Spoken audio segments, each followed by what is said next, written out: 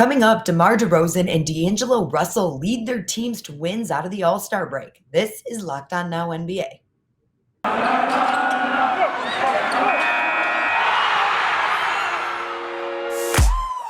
The biggest games, the best performances, expert analysis. You are Locked On Now.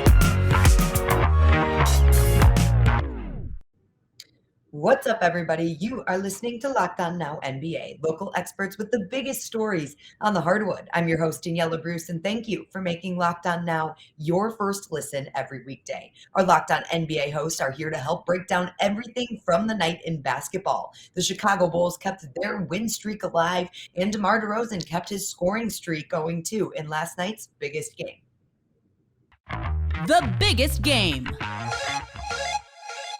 The Chicago Bulls are on a hot streak again out of the All-Star break, and nobody can stop DeMar DeRozan right now, including the Hawks last night. After DeRozan dropped 37 in Chicago's win, Locked On Bulls recaps things from Chicago. What's up, Bulls Nation? Matt Beck here from Locked On Bulls with your post-game takeaway. The Bulls come out of the All-Star break with their sixth straight win, 112-108 over the Atlanta Hawks. Another trend that continued was DeMar DeRozan's historic streak of 35-point games on 50% shooting or better from the field. 37 on 15 of 21 for DeMar DeRozan tonight. The man is unconscious. 5 of those 37 were on back-to-back possessions late in the game when the Bulls trailed by 3, less than a minute to go, one of them being an and one. And sandwiching those two DeMar DeRozan buckets was an incredible one-on-one defensive stop by the Bulls rookie Ayo Dosunmu on all-star guard Trae Young. This is a matchup we saw that gave Trae Young fits earlier on this season when the Bulls and Hawks matched up, and that trend also continued tonight. Ayo Dosunmu hounding Trae Young into a 3-for-17 effort from the field tonight. The Bulls welcome Ja Morant and the Grizzlies up next on Saturday. For a full breakdown of this win over the Hawks, check out our Friday episode of Locked On Bulls with me and my guy, Big Dave. Locked On Bulls, your team every day. The Atlanta Hawks mounted a late comeback on the Bulls to make things interesting down the stretch, but couldn't finish the job to secure the win. Locked On Hawks explains why Atlanta came up just short in this one. Hello, friends. My name is Brad Rowland, and Atlanta Hawks go into Chicago on this Thursday evening and fall just short against the Bulls by a final score of 112-108. The Hawks led by 3 points in the final minute, were unable to close the deal in Chicago. A frustrating sequence of events down the stretch for Atlanta. Before that, it was an admirable comeback. The Hawks had trailed for most of the night. They trailed by 8 points with about 5 minutes to go. Fought all the way back, took the lead, but it was all ugliness from that point forward. Trae Young had a rough one, let's just say, for the Hawks, and the heroics of both Bogdanovich and Gallinari were overcome by some defensive issues that could not stop DeMar DeRozan in this game. DeAndre Hunter left the game early with some illness issues as well, so lots of mixed results in this game for the Hawks. But on paper, a close loss to Chicago, not the end of the world, but with where the Hawks are right now, this is definitely not a great result for the Hawks as they fall 3 games under 500 and back into a solo spot at number 10 in the Eastern Conference. We'll have much more on this game and the future on the Locked On Hawks podcast. The Detroit Pistons got a rare win last night by beating the still shorthanded Cleveland Cavaliers. Locked On Pistons says the bench squad came up big in the win for Detroit. That one was close. Host of the Locked On Pistons podcast, Kukail here.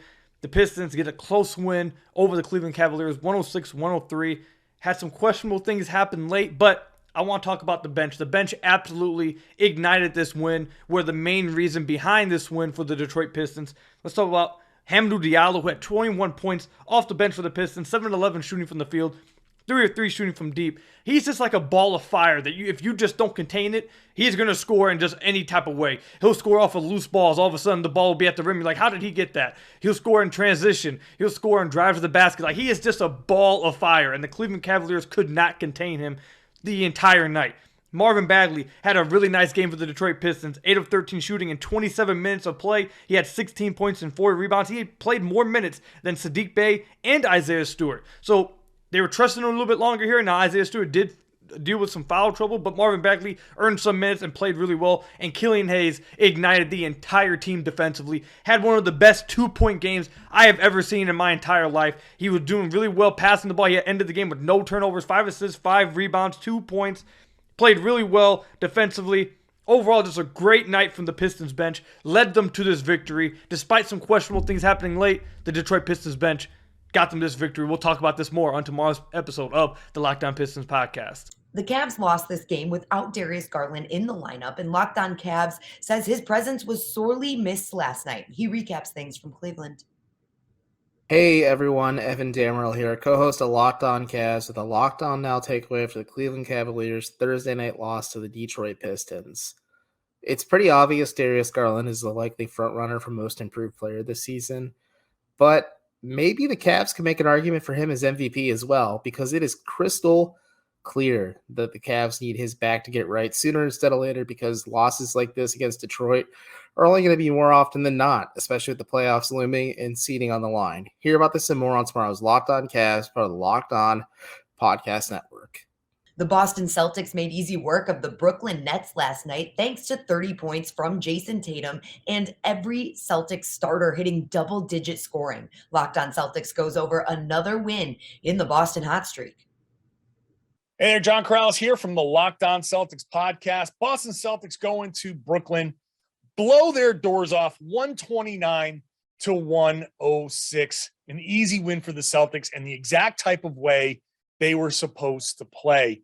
We had that little bit of a slip up before the All-Star break and the Celtics losing to the Detroit Pistons, and a lot of rumblings there about were the Celtics slipping back into some bad habits. How they came out in this game against Brooklyn was going to shape how we kind of retroactively look at that loss to Detroit.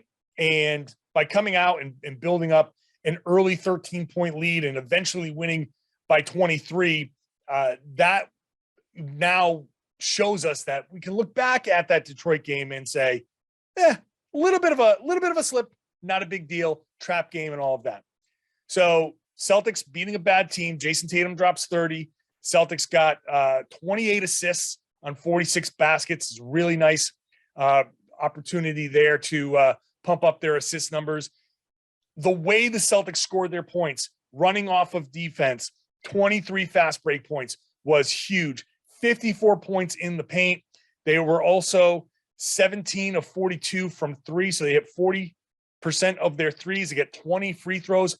Most of their points either came in the paint, came from three, or from the free throw line. In fact, their first 79 points came paint, free throws, and threes. It's exactly what you want as a basketball team. So Celtics getting back on track, showing that they can play that style of play that Ime wants, and a big opportunity here for the Celtics, especially after that Cavs loss.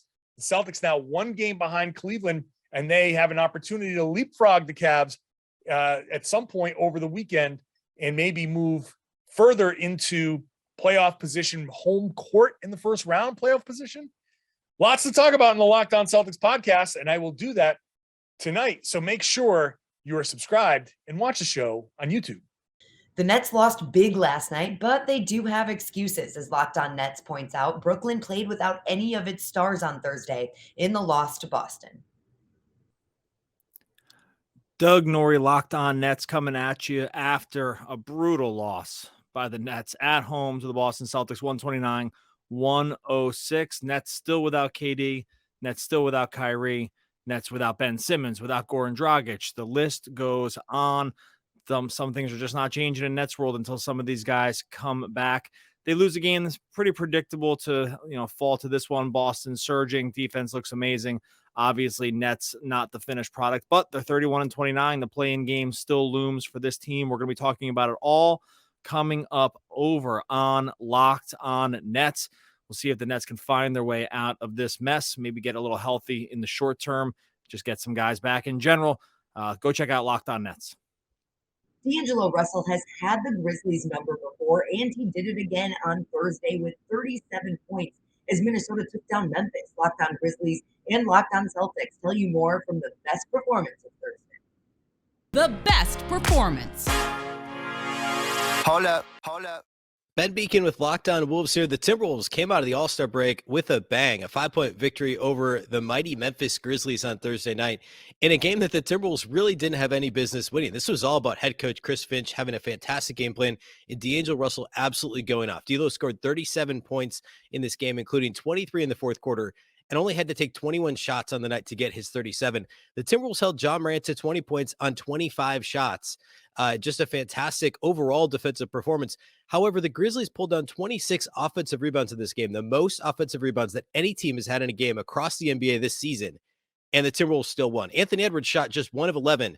The Timberwolves still won. Karl-Anthony Towns only played 28 minutes. He picked up his 5th foul with 10 minutes to play. He picked up his 4th foul just 3 minutes into the third quarter, only played 28 minutes on the night, still had a double-double. The Timberwolves overcame the bad shooting from Ant, the terrible defensive rebounding that was their own doing, Karl-Anthony Towns foul trouble, to still hang on and win at the end. D'Lo was clutch in the fourth quarter.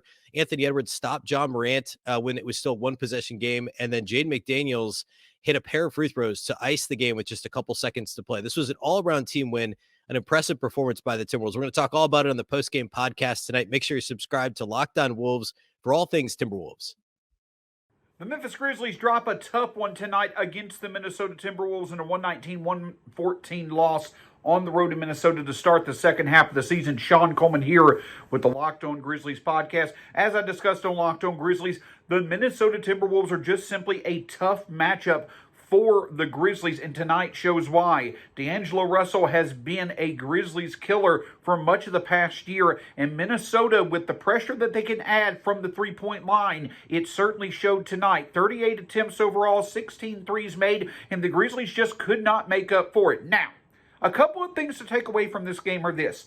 Yes, the Grizzlies certainly were kind of behind the 8 ball with the fact that they could not limit threes from Minnesota, struggled from 3 themselves, and could not make up for it despite over 40 free throw attempts on the game. That certainly is an area of improvement that the Grizzlies are going to need to focus on before the playoffs so it doesn't become an Achilles heel or a fatal flaw once the postseason starts. However, while that is known, and the Grizzlies obviously have time to improve upon it, there's not going to be many games where Jaren and Bane combined to go 18 for 55, while the Grizzlies also allow 16 threes. Most of the time, the Grizzlies are going to be able to make adjustments to figure it out on defense, especially in the fourth quarter, to get the job done. However, a few positives. Zaire Williams, another 11-point first quarter, 21-point performance on the night, and Jaren Jackson Jr., 21 points, 11 rebounds. He's playing like a difference-making big on both ends of the court more consistently now than he ever has. Plenty of positives. Overall, a struggle. Thankfully, Ja Morant is okay as well. We'll have this and much more on the post-game edition of the Locked On Grizzlies podcast. And that's all today for Locked On Now NBA. Thank you again for making Locked On your first listen every weekday. Now that you're done here, make sure your second listens are Locked On NBA and your team's local Locked On podcast. I'm Daniella Bruce, and this has been Locked On Now.